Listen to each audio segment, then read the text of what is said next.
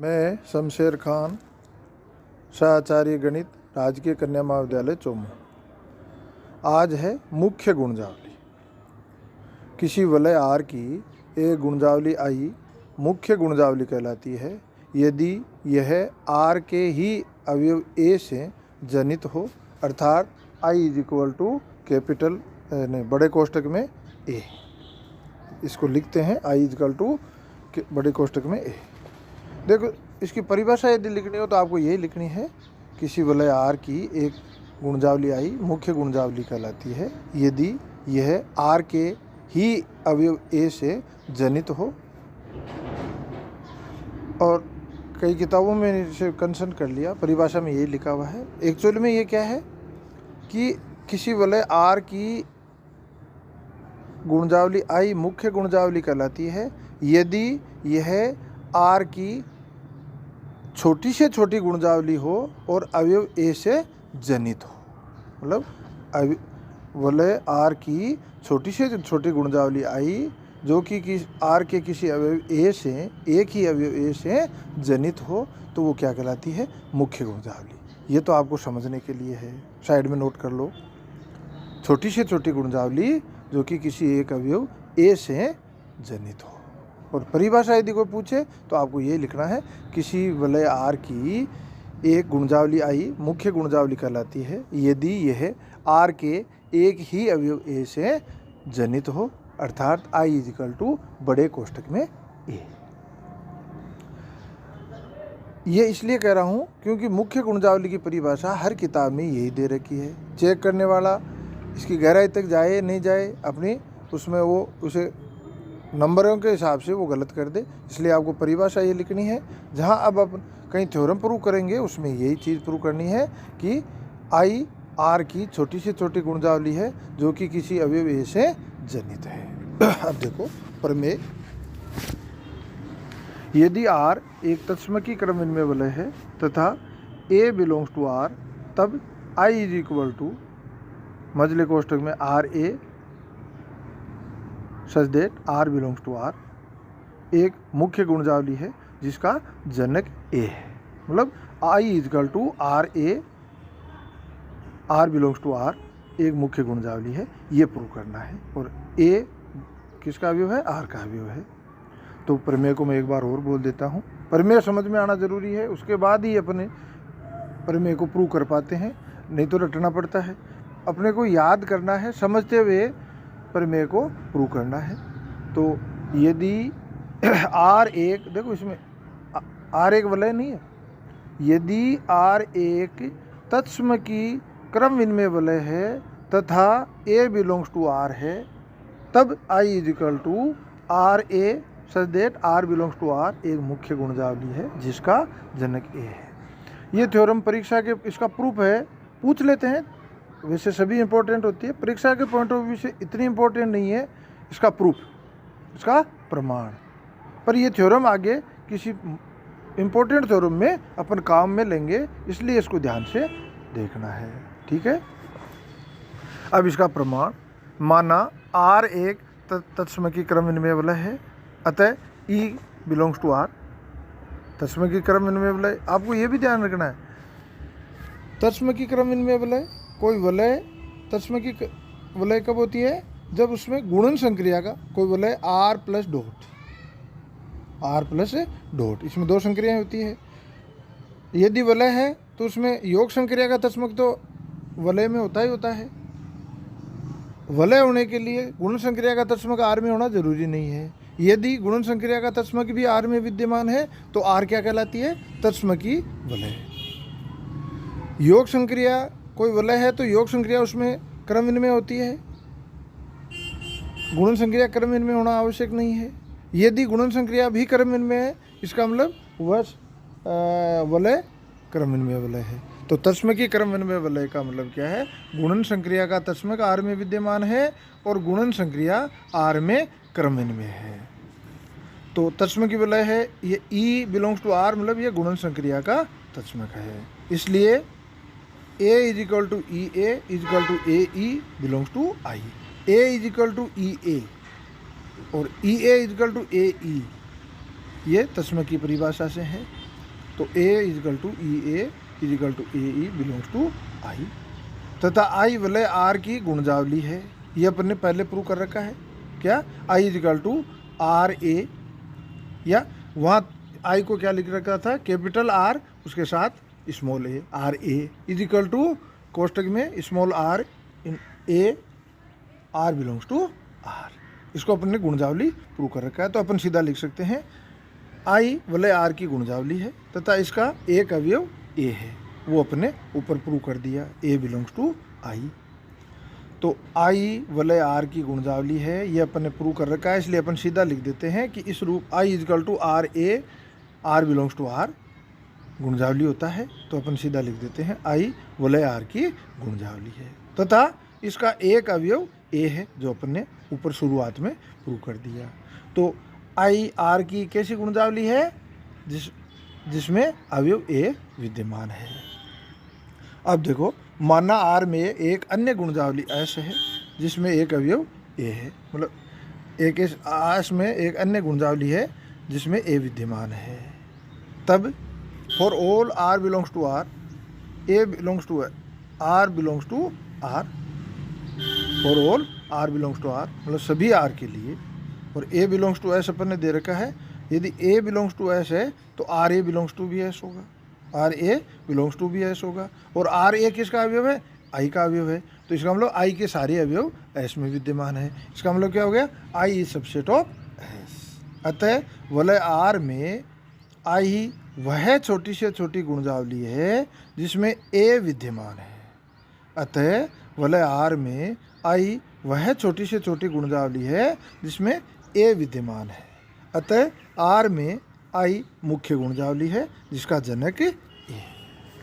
Simple है, आपको इतना ही ध्यान रखना है कि पहले अपने को बताना है कि A I में विद्यमान है और I R की गुणजावली होती है। तो I कैसी गुणजावली है? जिसमें अवयव A विद्यमान है। ठीक है। अब दूसरी गुणजावली ले ली S, ऐसी गुणजावली ले ली जिसमें भी A विद्यमान है, और आगे जाके अपन ने बता दिया कि I में जो अवयव है RA वो S में भी विद्यमान है। और ये होता है किसी एक समुच्चय को दूसरे का उपसमुच्चय प्रूव करने के लिए पहले समुच्चय का अवयव दूसरे समुच्चय का अवयव यदि अपन प्रूव कर दें, इसका मतलब पहला समुच्चय दूसरा समुच्चय का उपसमुच्चय है। तो RA I में है और RA S में अपने प्रदर्शित कर दिया, इसका मतलब I is subset of S। और I is subset of S होने का मतलब क्या है? I और S दोनों में A विद्यमान है, तो I R की एक छोटी से छोटी गुणजावली है जिसमें A विद्यमान है। अतः R में I मुख्य गुणजावली है जिसका जनक है A। अब है मुख्य गुणजावली वलय। मुख्य गुणजावली वलय, किसी वलय R की प्रत्येक गुणजावली मुख्य गुणजावली हो तो वलय R को मुख्य गुणजावली वलय कहते हैं। मतलब कोई भी वलय है, कोई वलय है जिसकी खूब सारी गुणजावलियाँ हो सकती है, पर यदि सारी की सारी गुणजावलियाँ मुख्य गुणजावली हो तो वलय क्या कहलाती है? मुख्य गुणजावली वलय कहलाती है। अब एक इम्पोर्टेंट थ्योरम है, परीक्षा के पॉइंट ऑफ व्यू से भी है। पूर्णांकों का वलय Z प्लस डॉट एक मुख्य गुणजावली वलय है तथा मुख्य गुणजावली प्रांत है। पूर्णांकों का वलय Z प्लस डॉट एक मुख्य गुणजावली वलय है तथा मुख्य गुणजावली प्रांत है। ठीक है। अब Z को क्या है? मुख्य गुणजावली वलय प्रूव करना है। मुख्य गुणजावली वलय कब होगा? जब इसकी प्रत्येक गुणजावली मुख्य गुणजावली हो। तो प्रत्येक गुणजावली मुख्य गुणजावली हो प्रूव करने के लिए अपन एक स्वेच्छा से कोई सी भी एक गुणजावली ले लें और उसे मुख्य गुणजावली यदि प्रूव कर दें, इसका मतलब उसकी कोई भी गुणजावली ले लो वो मुख्य गुणजावली होगी। तो प्रमाण में माना I Z की एक मुख्य गुणजावली है। यदि I इज इक्वल टू 0, मतलब I में केवल 0 ही अवयव है तो वो 0 से जनित एक मुख्य गुणजावली है। तो I इज इक्वल टू समुच्चय 0, तो I 0 से जनित मुख्य गुणजावली है, अर्थात I इज इक्वल टू बड़े कोष्ठक में 0। तो अगर I इज इक्वल टू 0 है तो ये तो स्वतः ही मुख्य गुणजावली हो गया। अब यदि I is not equal to 0 समुच्चय तो I में कम से कम एक अशून्य अवयव m अवश्य विद्यमान होगा। I में एक अशून्य अवयव m अवश्य विद्यमान होगा।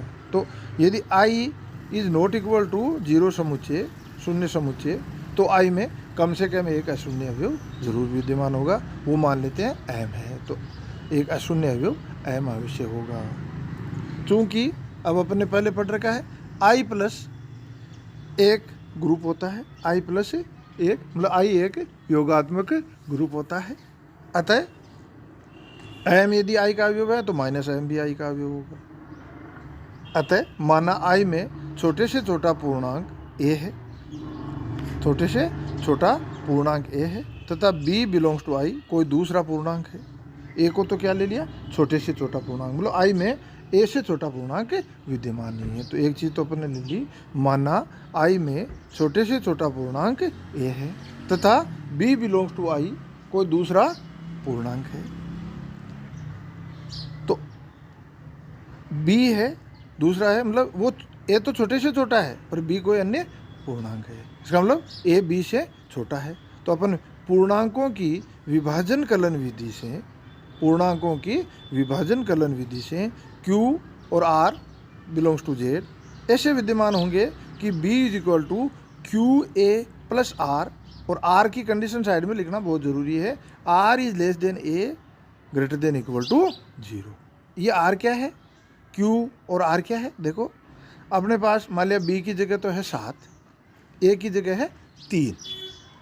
तो इसका मतलब क्या है कि 7 is equal to 2 into 3 plus 1, ये है। मतलब 3 और 7 दो पूर्णांक यदि है तो इन्हें पूर्णांकों की विभाजन कलन विधि से क्या लिख सकते हैं, 7 is equal to 2 into 3 plus 1। 2 तो क्या है, आर क्यू का मान है, और a क्या है, आर का मान है। ये आता कैसे है, 3 और 7 दो पूर्णांक है, तो 3 का 7 में भाग दो, r क्या है, शेषफल है। तो r निश्चित रूप से 3 से कम होगा, r निश्चित रूप से 3 से कम होगा, और यदि 3 के बराबर होगा तो r का मान r का 3 का भाग एक बार और चला जाएगा। तो r क्या है, 3 से छोटा होगा और या 0 होगा। शेषफल या तो 0 होगा या जिस संख्या का भाग दे रहे हैं उससे छोटा होगा। यह होती है पूर्णांकों की विभाजन कलन विधि। तो b is equal to q a plus r, b is equal to q a plus r. चूँकि I मुख्य, अब देखो अपन आगे किस लिए बढ़ रहे हैं, ये पूर्णांकों की विभाजन कलन विधि किस लिए ले रहे हैं कि जब अपन ने अभी पहले पिछले थ्योरम में जो प्रूव किया था I is equal to R A such that r belongs to r क्या है, मुख्य गुणजावली। यदि अपन ने ये प्रदर्शित करने में कामयाब हो जाए कि जो अपन ने गुणजावली ली है उसमें अवयव r a के रूप में है, तो यदि ये प्रूव कर दिया, ये प्रदर्शित कर दिया, तो अपन सीधा लिख देंगे मुख्य गुणजावली, क्योंकि अपन ने प्रूव कर रखा है। तो अपन इसलिए कोशिश कर रहे हैं कि अपने पास I जो अपन ने गुणजावली ली है उसको अपन लिख दें कि I में r a के रूप में अवयव है, सारे के सारे अवयव स्मॉल r a के रूप में है। तो इसके लिए अपन आगे बढ़ते हैं। चूँकि I गुणजावली है इसलिए a belongs to I, q belongs to z, q क्या है, पूर्णांक है, तो z, तो q और I गुणजावली है तो q a belongs to I, गुणजावली की परिभाषा से q a belongs to I। अब b बिलोंग्स टू I और q a belongs to I, और गुणजावली की परिभाषा से b minus q a belongs to I, then r belongs to I, r belongs to I। अब r I का अवयव नहीं हो सकता। क्यों नहीं हो सकता भाई, इसका मतलब क्यों नहीं हो सकता, क्योंकि I में छोटे से छोटा धन पूर्णांक a है, छोटे से छोटा धन पूर्णांक a है।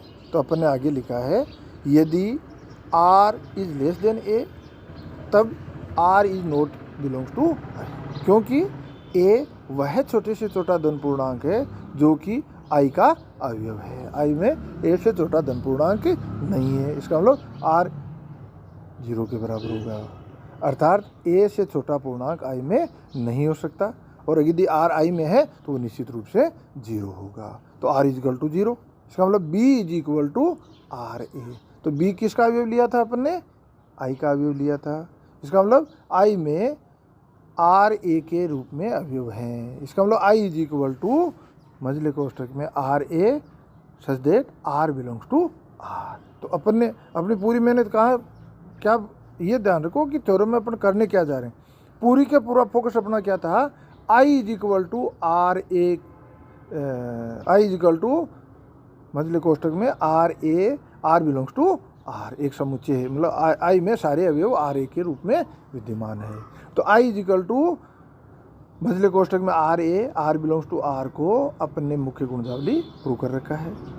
और मुख्य गुणजावली कब होगा ये, जब दी हुई वलय तस्मकी क्रमविन्मय वलय हो और जेड पूर्णांकों का वलय तस्मकी क्रमविन्मय वलय होता है, अतः आई मुख्य गुणजावली है। तो आगे अपन लिखते हैं, परंतु जेड तत्समकी क्रमविन्मय वलय है, अतः आई एक मुख्य गुणजावली है, अतः आई एक मुख्य गुणजावली है, अतः जेड एक मुख्य गुणजावली वलय है। और चूंकि जेड पूर्णांकीय प्रांत होता है, अतः यह एक मुख्य गुणजावली प्रांत होगा। धन्यवाद।